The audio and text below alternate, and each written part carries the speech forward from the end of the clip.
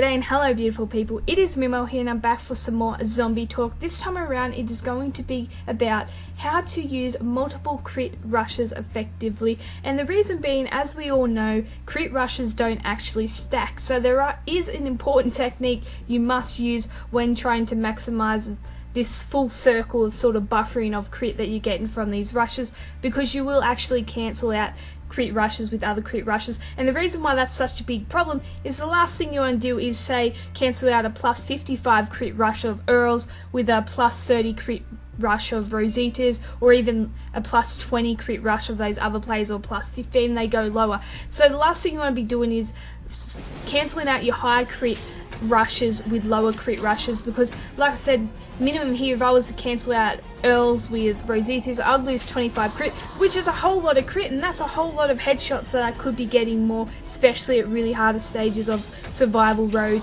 and things like that. So you want to be making sure you're using these multiple rushes effectively. Now, like I said in my previous video, you can have a full team of crit rushes, but the only way to make full use of them is you actually manually using it. Fast forwarding through it is where you get this bot that does absolutely stupid things with your team. For example, it'll just set off everyone's rush when it's ready for no apparent reason, and it's next to useless. It will cancel out other rushes with shitter rushes. It will just do all these things. So definitely not recommended using multiple crit rushes when fast forwarding. It can still be effective, yeah, but it's like a minimal chance it will actually, be effective as when you're actually manually controlling it and making sure and keeping your eye on it and things like that. So what you essentially want to do to make sure you're not actually cancelling out your crit rushes, it is quite simple. All you have to do is let it run out its turn and then activate another one, and then you're not cancelling out any by using the other one. So you don't have to, if you see a rush ready like the bot does, activate it straight away. No, you're smarter than that. We are humans here. We are smarter than that bot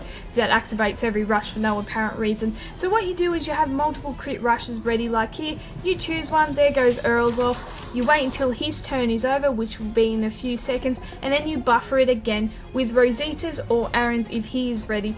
And all you're doing is just making sure you got this constant cycle of crit. You got this constant bonus crit coming from the rushes, and you're gonna be pumping out these headshots. As you can see here, you don't need the highest grade team by any means. Earl's rush goes down. All you have to do for a turn, if you don't want to count the turns and go 1, 2, 4 turns for Rosita, all you have to do is before a turn, wait a couple seconds, and then the buffering will go down. So these little icons in the thing, the one of course with the crit has a little skull, that will go down and it will be empty, and that's when you know you got to activate another one, as you saw with Earls previously. So that's all you're going to do. You're just going to constantly be doing that and alternating between the rushes, the crit rushes, and making sure you got this constant amount. There you go, they drop down, so we've got no rush ready, we activate Aaron's, and he's got this constant amount of crit coming from those rushes, which has helped buffering your team's crit, far beyond the leader skill, the weapons. You add all that together and it's just constantly making, I guess, these headshots a whole lot easier, and you will not struggle with zombies if you use this effectively.